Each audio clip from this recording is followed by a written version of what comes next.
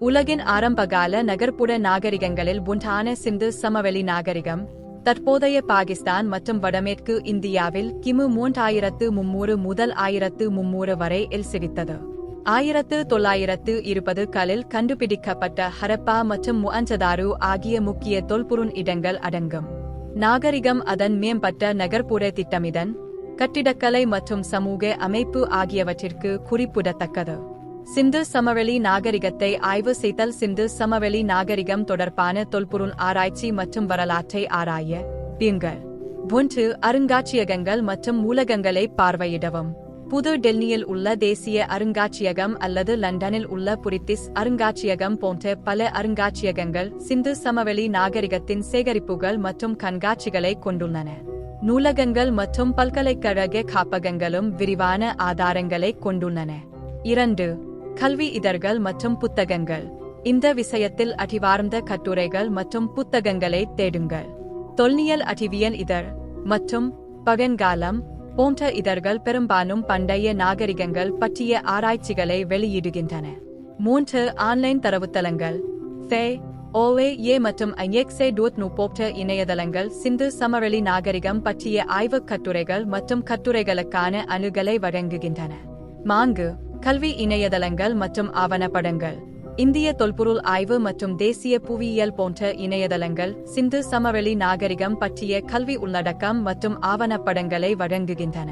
இந்திய துணைக் கண்டத்தில் இராணுவ பயணங்கள். இந்திய துணைக் கண்டத்தில் இராணுவ பயணங்கள் மற்றும் அவற்றின் வரலாற்று தாக்கம் பற்றிய தகவல்களை கண்டறிய 1. வரலாற்று நூல்கள்.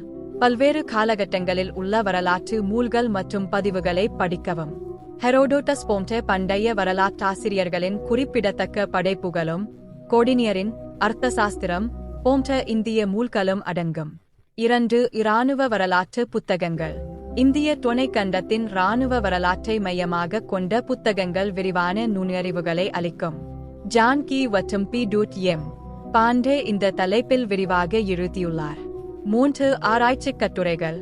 இராணுவ வரலாற்று குறித்த கல்விக் கட்டுரைகள் மற்றும் ஆவணங்கள் பத்திரிகைகள் மற்றும் ஆன்லைன் தரவுத்தளங்களில் காணப்படுகின்றன. 4. காப்பகங்கள் மற்றும் அருங்காட்சியகங்கள்.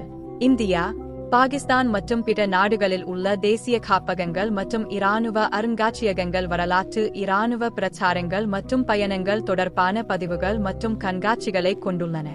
குறிப்பிடத்தக்க இராணுவ பிரச்சாரங்கள். இந்திய துணைக்கண்டத்தில் தாக்கத்தை ஏற்படுத்திய சில குறிப்பிடத்தக்க இராணுவ பிரச்சாரங்கள் பின்வருமாறு. 1. அலெக்சாண்டர் துக்கிரேட் பிரச்சாரங்கள். கிமு 4ஆம் நூற்றாண்டு. அவரது படையெடுப்பு இந்திய துணைக்கண்டத்தின் வடமேற்கு பகுதிகளை அடைந்தது. 2. மௌரிய பேரரசு. கிமு 4-2ஆம் நூற்றாண்டு. சந்திரகுப்த மௌரியரால் நிறுவப்பட்டது. இது இந்திய துணைக்கண்டத்தின் மிகப்பெரிய பேரரசுகளில் ஒன்றாகும். 3. குப்த பேரரசு. 4வது-6வது நூற்றாண்டு. அதன் இராணுவ வலிமை மற்றும் கலாச்சார சாதனைகளுக்கு பெயர் பெற்றது. 4. டெல்லி சுல்தானகம் மற்றும் முகலாய பேரரசு. 12 முதல் 19 வரை ஆம் நூற்றாண்டு. இந்திய துணைக்கண்டத்தின் மீது குறிப்பிடத்தக்க கட்டுப்பாட்டை நிறுவிய அடுத்தடுத்த முஸ்லிம் வம்சங்கள். இந்த வளங்கள் மற்றும் வரலாற்று காலங்களை ஆராய்வதன் மூலம் நீங்கள் சிந்து சமவெளி நாகரிகம் மற்றும் இந்திய துணைக் கண்டத்தின் இராணுவ வரலாற்று பற்றிய விரிவான புரிதலை பெறலாம். சிந்து சமவெளி நாகரிகத்தின் முக்கிய அம்சங்கள். 1. நகர்ப்புற திட்டமிடல். ஹரப்பா, மொஹஞ்சதாரோ மற்றும் பிற நகரங்கள் அவற்றின் மேம்பட்ட நகர்ப்புற திட்டமிடல் மூலம் வகைப்படுத்தப்பட்டன. அவர்கள் நன்கு ஒழுங்கமைக்கப்பட்ட தெருக்கட்டங்கள், அதிநவீன வடிகால் அமைப்புகள் மற்றும் பெரிய பொத்துக்குளியல் ஆகியவற்றைக் கொண்டிருந்தனர். இது நகராட்சி அமைப்பின் உயர் மட்டத்தை குறிக்கிறது. 2. கட்டிடக்கலை. ஒரே மாதிரியான அளவு சுட்ட செங்கற்களால் கட்டிடங்கள் செய்யப்பட்டன. கட்டமைப்புகளில் குடியிருப்பு கட்டிடங்கள், தானிய கிடங்குகள் மற்றும் பொத்துக்குளியல் ஆகியவை அடங்கும். மொஹஞ்சதாரோவின் கிரேட் பாத் அவர்களின் கட்டிடக்கலை திறமைக்கு ஒரு குறிப்பிடத்தக்க உதாரணம். 3. பொருளாதாரம். கோதுமை, பார்லி மற்றும் பிற பயிர்களின் ஆதாரங்களுடன் பொருளாதாரம் முதன்மையாக விவசாயமாக இருந்தது. மெசபடோமியாவில் ஹரப்பன் முத்திரைகள் கண்டுபிடிக்கப்பட்டதன் மூலம் அவர்கள் நாகரிகத்திற்குள்ளும் மெசபடோமியா போன்ற தொலைதூர பகுதிகளிலும் வர்த்தகத்தில் ஈடுபட்டுள்ளனர். 4. கைவினை. சிந்து மக்கள் மணிகள் செய்தல், மட்பாண்டங்கள், உலோக வேலைகள் மற்றும் நெசவு உள்ளிட்ட பல்வேறு கைவினைகளில் திறமையானவர்கள். அவர்கள் தங்கம், வெள்ளி, செம்பு மற்றும் அரை விலையுயர்ந்த கற்கள் போன்ற பொருட்களிலிருந்து பொருட்களை உற்பத்தி செய்தனர். 5. எழுத்து முறை. எண்ணற்ற குறியீடுகளைக் கொண்ட சிந்து எழுத்து இன்று வரை புரிந்து கொள்ளப்படாமல் உள்ளது. இது முத்திரைகள், மட்பாண்டங்கள் மற்றும் பிற கலைப்பொருட்களில் காணப்படுகிறது. இது நிர்வாக மற்றும் ஒருவேளை மத நோக்கங்களுக்காக பயன்படுத்தப்படும் எழுத்து முறையை பரிந்துரைக்கிறது. 6. சமூக அமைப்பு. தனித்துவமான சமூக படிநிலைகள் இல்லாத ஒப்பீட்டளவில் சமத்துவ சமுதாயத்தை சான்றுகள் பரிந்துரைக்கின்றன. இருப்பினும் வெவ்வேறு கைவினைகளுக்கான நகரங்களில் உள்ள சிறப்பு பகுதிகளில் இருந்து பார்த்தால் உழைப்பில் தெளிவான பிரிவுகள் இருந்தன. 7. மதம். குறிப்பிட்ட மத நம்பிக்கைகள் தெளிவாக புரிந்து கொள்ளப்படவில்லை என்றாலும் சிலைகள், விலங்குகளை சித்தரிக்கும் முத்திரைகள் மற்றும் தாய் தெய்வங்களின் வழிபாடு ஆகியவை சில வகையான மத நடைமுறைகளை குறிக்கின்றன. முக்கிய தொல்பொருள் இடங்கள். 1. ஹரப்பா. நவீனகால பஞ்சாப், பாகிஸ்தானில் அமைந்துள்ள ஹரப்பா IVC இன் முக்கிய நகரங்களில் ஒன்றாகும். அகழ்வாராய்ச்சியில் தானிய களஞ்சியங்கள், பட்டறைகள் மற்றும் குடியிருப்பு பகுதிகள் கண்டறியப்பட்டுள்ளன. 2. மொனெம்ஜதாரோ.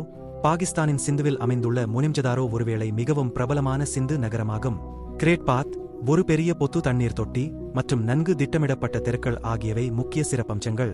3. தோலாவிரா. இந்தியாவின் குஜராத்தில் அமைந்துள்ள தோலாவிரா அதன் நீர் மேலாண்மை அமைப்பு, பெரிய நீர்த்தேக்கங்கள் மற்றும் ஒரு பெரிய கோட்டை மற்றும் ஒரு நடுத்தர நகரம் உட்பட தனித்துவமான அமைப்பிற்காக அறியப்படுகிறது. 4. லோதல். மேலும் குஜராத்தில் லோதல் அதன் கப்பல் துறைக்கு பிரபலமானது. இது கடல் வணிகத்திற்கான ஒரு முக்கிய மையமாக இருந்தது. நாகரிகத்தின் சரிவு. கிமு 1900 சிந்து சமவெளி நாகரிகத்தின் வீழ்ச்சி முழுமையாக புரிந்து கொள்ளப்படவில்லை. பல கோட்பாடுகள் முன்மொழியப்பட்டுள்ளன. அவற்றுள் 1. காலநிலை மாற்றம். காலநிலையில் ஏற்படும் மாற்றங்கள் வறட்சி மற்றும் விவசாய உற்பத்தி குறைவதற்கு வழிவகுக்கும் நாகரிகத்தின் வீழ்ச்சிக்கு காரணமாக இருக்கலாம். 2. நதி மாற்றங்கள். சரஸ்வதி நதி வறண்டு போவது போன்ற நதிகளின் வழித்தடங்கள் மாறி நீர் விநியோகம் மற்றும் வணிக பாதைகள் சீர்குலைந்திருக்கலாம். 3. படையெடுப்பு. சில கோட்பாடுகள் இந்தோ ஆரியர்கள் போன்ற நாடோடி பழங்குடியினரின் படையெடுப்புகளை பரிந்துரைக்கின்றன. இருப்பினும் இது வரலாற்றாசிரியர்களிடையே விவாதிக்கப்படுகிறது. 4. உள்காரணிகள். சமூக, அரசியல் அல்லது பொருளாதார காரணிகள் நகர்ப்புற மையங்களின் படிப்படியான சரிவு மற்றும் துண்டாடலுக்கு வழிவகுத்திருக்கலாம்.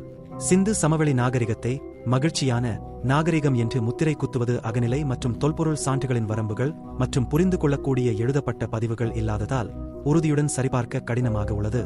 இருப்பினும் சிந்து சமவெளி நாகரிகத்தின் பல அம்சங்கள் அது நன்கு ஒழுங்கமைக்கப்பட்டதாகவும் ஒப்பீட்டளவில் வளமானதாகவும் இருந்ததாக கூறுகின்றன. ஒரு நேர்மறையான பார்வையை ஆதரிக்கும் சான்றுகள். 1. நகர்ப்புற திட்டமிடல் மற்றும் உள்கட்டமைப்பு. நன்கு அமைக்கப்பட்ட தெருக்கள், மேம்பட்ட வடிகால் அமைப்புகள் மற்றும் ஈர்க்கக்கூடிய பொத்துக்குளியல் உள்ளிட்ட அதிநவீன நகர்ப்புற திட்டமிடல் உயர்ந்த வாழ்க்கை தரத்தையும் பயனுள்ள நகராட்சி நிர்வாகத்தையும் குறிக்கிறது. 2. வர்த்தகம் மற்றும் பொருளாதாரம். நாகரிகத்திற்குள்ளும் மெசபடோமியா போன்ற தொலைதூர பகுதிகளிலும் உள்ள விரிவான வர்த்தக வலையமைப்புகள் பொருளாதார செழுமையை பரிந்துரைக்கின்றன. மணிகள், மட்பாண்டங்கள் மற்றும் உலோகங்கள் போன்ற ஆடம்பர பொருட்களின் இருப்பு செல்வத்தையும் திறமையான கைவினைத்திறனையும் குறிக்கிறது. 3. சமூக அமைப்பு. பிற சமகால நாகரிகங்களில் காணப்படுவது போல் ஆட்சியாளர்கள் அல்லது உயரடுக்குகளுக்கு அர்ப்பணிக்கப்பட்ட வெளிப்படையான நினைவுச்சின்ன கட்டிடக்கலை இல்லாதது மிகவும் சமத்துவ சமூக கட்டமைப்பை குறிக்கிறது. உச்சரிக்கப்படும் சமூக அடுக்கு அல்லது பரவலான மோதலுக்கு சிறிய சான்றுகள் இல்லை. 4. உடல்நலம் மற்றும் சுகாதாரம். மேம்பட்ட நீர் மேலாண்மை அமைப்புகள் மற்றும் பொத்துக்குளியல் இருப்பு பொது சுகாதாரம் மற்றும் சுகாதாரம் பற்றிய அக்கறையை சுட்டிக்காட்டுகிறது. இது மக்களின் ஒட்டுமொத்த நல்வாழ்வுக்கு பங்களிக்கும். 1. புரிந்து கொள்ளப்படாத ஸ்கிரிப்ட். சிந்து எழுத்துக்கள் புரிந்து கொள்ளப்படாமல் உள்ளது.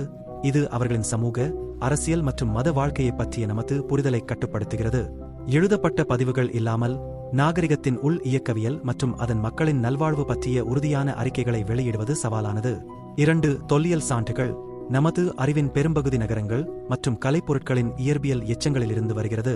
இவை மதிப்புமிக்க நுண்ணறிவுகளை வழங்கும் அதே வேளையில் சமூக உறவுகள், கலாச்சார நடைமுறைகள் மற்றும் தனிப்பட்ட மகிழ்ச்சி உள்ளிட்ட மனித அனுபவத்தின் முழுவீச்சையும் அவர்களால் கைப்பற்ற முடியாது. 3. உடல்நலப் பிரச்சினைகள். எலும்புக்கூடு எச்சங்கள். சிந்து சமவெளி நாகரிகத்தைச் சேர்ந்த மக்கள் மூட்டுவலி மற்றும் பல் பிரச்சினைகள் போன்ற பொதுவான நோய்களால் பாதிக்கப்பட்டுள்ளனர் என்பதை குறிக்கிறது. மற்ற பழங்கால நாகரிகங்களைப் போலவே அவர்கள் ஆரோக்கிய சவால்களை எதிர்கொண்டனர் என்பதை இது காட்டுகிறது. 4. சரிவு. சுமார் 1900 BCE நாகரிகத்தின் வீழ்ச்சி, சுற்றுச்சூழல் மாற்றங்கள், வளங்கள் குறைதல், சமூக எழுச்சி அல்லது வெளிப்புற அழுத்தங்கள் காரணமாக குறிப்பிடத்தக்க சவால்களை எதிர்கொண்டதாக கூறுகிறது. முடிவுரை சான்றுகள் நன்கு ஒழுங்கமைக்கப்பட்ட மற்றும் ஒப்பீட்டளவில் வளமான சமுதாயத்தை சுட்டிக்காட்டும் அதே வேளையில் சிந்து சமவெளி நாகரிகத்தை மகிழ்ச்சியானது என்று அழைப்பது ஊகமானது. நகர்ப்புற திட்டமிடல், வர்த்தகம் மற்றும் கைவினைத்திறன் ஆகியவற்றில் குறிப்பிடத்தக்க சாதனைகளை அடைந்த ஒரு மேம்பட்ட மற்றும் சிக்கலான சமூகம் என்று இன்னும் உறுதியாக கூறலாம். மேலும் கண்டுபிடிப்புகள் மற்றும் ஆராய்ச்சிகள் சிந்து சமவெளி மக்களின் வாழ்க்கை தரம் மற்றும் சமூக நிலைமைகள் பற்றிய ஆழமான நுண்ணறிவுகளை வழங்கக்கூடும்.